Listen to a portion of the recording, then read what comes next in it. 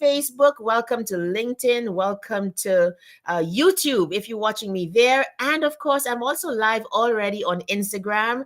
And you can just hit me up and follow me on Instagram at Lisa M. Dublin. It would be great if you did. Like, why wouldn't you? Another thing you can do is subscribe to my YouTube channel. We've gone up a couple subscribers since I started going live in the morning. So that's great. But I do need your follow. Like, what do you have to lose? You get notified every time I go live, so you don't miss anything. So head over to YouTube at Basement Chronicles and subscribe to that channel there. So YouTube, Basement Chronicles is live. Let's see our confessions first. I am blessed and highly favored, above only and not beneath, the head and not the tail. No weapon formed against me shall prosper. I shall lend and not borrow. I have nothing missing and nothing broken. This morning, I want to talk about how to recognize when a season is over in a relationship, not a marriage. Okay.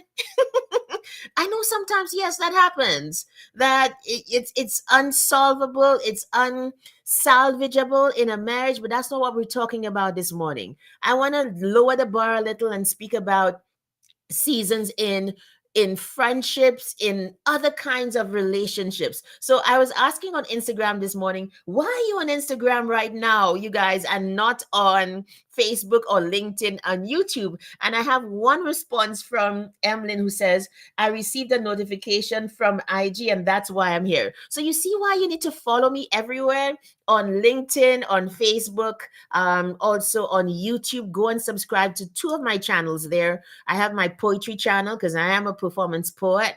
So my channel then is called Lisa M. Dublin. And then, of course, Basement Chronicles, where I do the lives, the videos, the interviews. By the way, did you see the interview on Sunday? The interview with Donna Regis Prosper? My goodness, an hour chock full of wisdom and strategy for anybody, right? The book is incredible. Oh, yes, by the way, we're talking about my book. Thank you. So, you guys, I did write my book, and I always keep on forgetting to advertise it. This is it, Good Girl Gone Wife.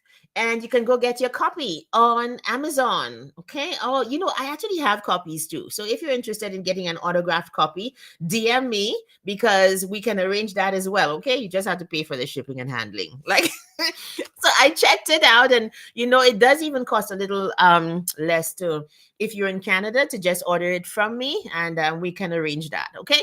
But let's get into this topic for today. How are you doing? How are you feeling this morning? How are your relationships? So here's a little joke, and I hope my friend Christy is listening, because my friends were joking me yesterday talking about last week when I did an application on the program. And you guys remember I had this jar and then I had my ab wheel. Apparently, it was very suggestive. On top of that, I came yesterday and I was saying to people, wake up and want it. So they're like, okay, Lisa, what exactly are you saying? Are you sending subliminal messages there? No, no, that is always top of mind for me. I don't make any apologies about that. I'm a married woman. That's what I'm supposed to do. Okay. But that's not exactly, I was really not thinking about it. Wake up and want it really meant wake up with a focus to go after your goals. It could be that that is your goal as well, right, you guys? But it really was like the bigger picture was wake up with desire. Oh my gosh, here I go again. Like, can I even get away from this? Wake up and want it really meant get up with a purpose and a desire to go after the things in life that you want, perhaps including sex. Let's just face it. That's what it is. Okay. Anyway, I want to speak about how to recognize in your relationships when a season is over and the steps that we can take to kind of navigate when relationships go through different seasons. You guys know that saying, I think I first came across it in Acts of Faith by Ian Van Zandt. My friends and I loved that book. Oh my gosh, in university? That book helped us through breakups. Okay, and helped us to know ourselves and all of that. And in one of the days, because it was like a devotional, right? Ian Levinzan said, um, people come into your life for a reason, a season, and a lifetime. And we need to be able to recognize what is going on in any relationship at any time. And lately I've come to realize we sometimes are not cognizant of when a relationship season is over, and if we don't accept what is going on, we can actually cause more harm than good. So I want you to think of a relationship that is a bit iffy in your life right now. It's not working the way it used to. You guys might not be as close, or things just seem to be shifting under you and you're not sure what it is. Perhaps the person might be sending hints and you're not getting them. You yourself feel differently about the person and you're wondering why. So here's the thing. I believe that you can recognize when a relationship's season is over, when it no longer serves you the way it used to, when the way you needed to serve you, it no longer does, or maybe you have no use for it like that anymore. In thinking about the topic for today, and hi to the all the girls in the to all the girls success club. How are you doing, diamonds? I'm hoping to come on live in there today. We need to start talking about relationships and what we're going to be doing on the weekend. So diamonds, if you're in here, please say hi as well. Thank you so much. So here's the thing. Let's take the example. Perhaps you're an up and coming star and you're just starting out, and you get this really great seamstress. Okay, is a great seamstress. She can sew. She knows your body. You love her style. You love everything that she gives you. And so you guys, come into relationship. You pay her. She gives you a lovely dress, a lovely outfit. You go out. You get great compliments. Then people start to book you and all of those kinds of things. Okay. But you know what? Let me put this down for now, and then I'll come back to it. But as you get older and as you get more sophisticated as a presenter, a host, maybe, and you start to move up in the world, a couple things begin to happen in that relationship with your seamstress. Number one, you're like, oh God, not the frills again. Oh gosh, frills again. No, not this time. It's not gonna work for this corporate gig that I just got.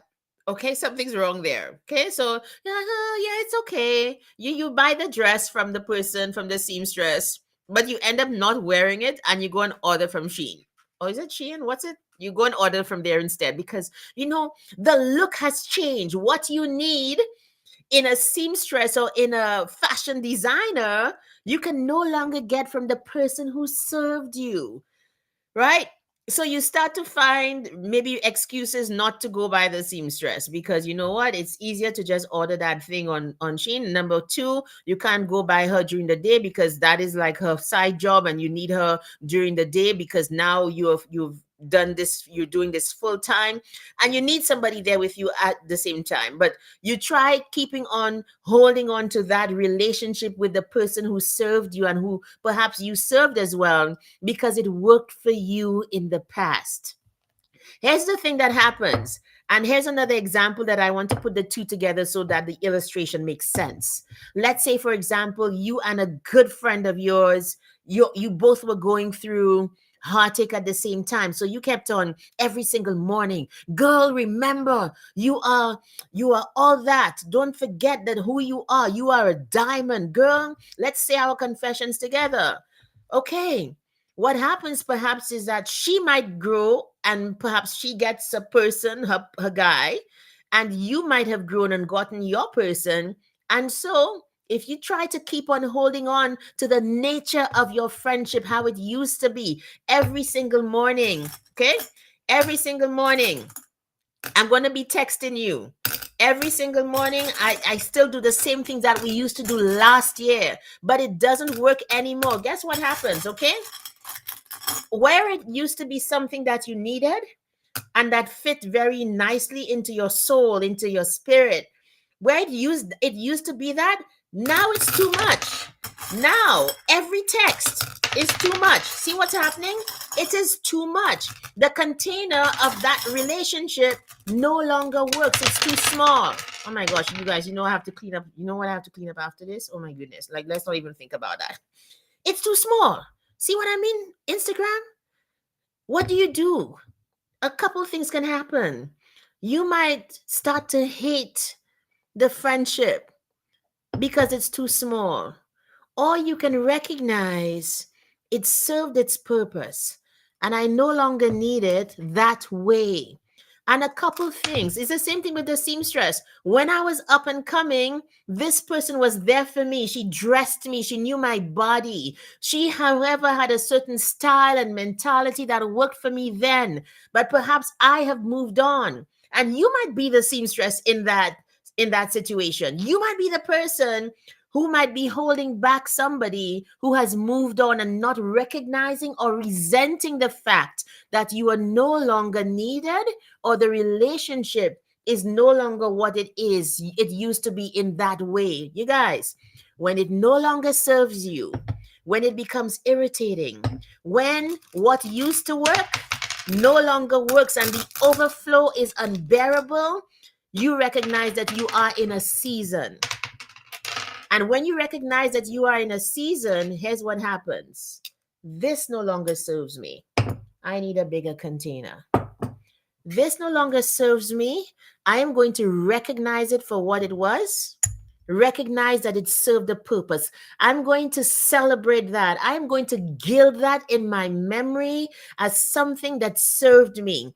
And when you do it that way, guess what happens with your friend or a provider or like anything, any of those things? When you take the time to value what was, knowing that it no longer serves you, but at one point it did, there's no resentment. Let me stop here. Let's just sit in that for. There's no resentment. No, you served this relationship how it used to be. It served us both. We got sustenance out of it. We were both encouraged. We were fired up. But those glory days are over. You might have moved on, and I might. And many people, this is the time when, you know, the resentment of the overflow, because it's too much now. That resentment, let me just, when it gets too much, hey, that's when you get us hating each other, almost forgetting what it used to be and looking at what it's causing now, the pain of now, and not recognizing that if we just step up, just step away. It's okay that a relationship can be seasonal. In fact, if you didn't have that season and fulfill that season, you would not be ready for the bigger thing, for the different thing, for the nature of a relationship in a new season that has the capacity to take all of you with your changes and still have space left over for more. There's space here. We could keep on going. There's a lot of room here, okay? We can keep on going in that respect. But we have had to recognize how it used to be before. It no longer serves any purpose right now. I think, and I wrote down this little note so we can end just on time. I think the the attitude that helps you, let me just put this down for a second. The attitude that helps you to move on from one season to the next in a relationship is to value what it was and accept it. Like if I forget what it meant to me, then I am going to just disparage what it is now. The person might not be able, the person might not have the capacity, you might not be able or have the capacity to move further ahead with that person, with the person you valued, you cherished, you helped along, or you were helped by. All of these things, decide whether you are the seamstress or the fashionista in that respect, okay? Decide which one you are. And once you decide who you are and you recognize that it's no longer working as it used to, have the courage to step away. Now, in the stepping away, I realize that there's a lot of friction. There will be discomfort as well. It depends on how you do it. Some people do not like conflict, and even though they know the season is over, they will keep stringing you along because they just don't like conflict and they don't know how to say, it is over, let's move on. So you kind of have to get the memo and always be watching the health of your relationships for the cues that you get from people as to what they want, and have honest conversations. And sometimes, even when you try to have honest conversations, sometimes I don't even think people take the time to do the work of recognizing that, hey, why is this relationship not working? So it is left to you to do that work for yourself and to decide whether any relationship in any second and moment in time is working or it's not, and to ask the curious question, why isn't it? Many times it's because one season in a relationship is over. So if that is you, take some time today to celebrate what was. It served you. It helped you. It got you to a different tier, a different rung in life, didn't it? But now it's time to move on. And you move on grateful but honest. You move on forever thankful and open to perhaps another season of relationship in that way coming back to the fore. You know how they say people come into your life for a reason, a season, and a lifetime. And they say that, no, sorry, the one I wanted to say at this point was they say that if you love something, you let it go. And if it's yours, it comes back to you. I think that's true. And I think, like, if you work backwards from the end, that, hey, this is a lifetime relationship. There are some lifetime relationships that during the course of that lifetime relationship, they need space. They need space to grow different sets of wings and contours and come back together again. You have to be brave enough and confident enough to let it go if it's no longer working, and know that if it's yours, it comes back. If it doesn't, it wasn't, perhaps. That's okay. All right. So I hope this illustration today, Christy and my friends, Judelia, I hope it was not too suggestive today. I hope you got the point of some of the ways that you recognize if a season is over is if the things that used to work before are now overflowing, and overflowing with hurt, irritation, disappointment, excess. If that's the case, your season might be over and it's time to move on. Thank you so much for watching, folks. Don't forget, go get my book. Oh my goodness. Go on Amazon and do two things for me. You can follow my author page when you get onto Good Girl Gone Wife. And this is a book, a little novella that I wrote, and it's about a woman whose husband is cheating, and she decides to fight in a way that gives her results. So if you want to find out how she fought, go read the book.